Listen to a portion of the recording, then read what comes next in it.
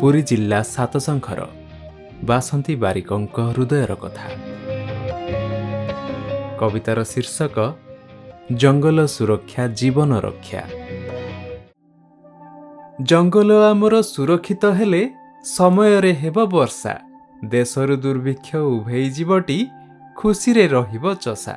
ଗଛଲତା ଯଦି ନଥିବ ଧରାରେ, ବର୍ଷା ତ ହେବ ନାହିଁ, ଖାଦ୍ୟ ଅଭାବରୁ ସଭିଏଁ ମରିବେ, ଏକଥାଟି ଜାଣ ଭାଇ। ସବୁଜ ରଙ୍ଗର ପାଟଶାଢ଼ୀ ପିନ୍ଧି, ସବୁଜ ରଙ୍ଗର ପାଟଶାଢ଼ୀ ପିନ୍ଧି, ଧରଣୀ ମା ହସଇ, ନିଜ ସ୍ୱାର୍ଥ ପାଇଁ ବୃକ୍ଷ ଯେବେ କାଟ, ହାତ କାଇଁ ନଥରଇ।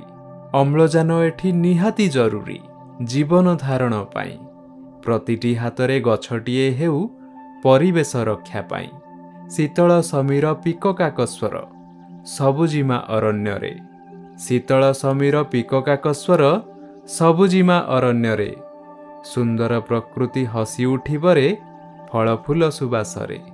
ପରିବର୍ତ୍ତନରେ ସମାଜଟି ଆଜି, ପରିବର୍ତ୍ତନରେ ସମାଜଟି ଆଜି ଉନ୍ନତି ପଥେ ଆଗୁଆ।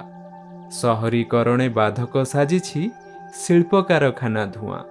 ସୁସ୍ଥ ଶରୀର ଓ ସୁସ୍ଥ ମନ ପାଇଁ ଗଛଟିଏ ଆବଶ୍ୟକ।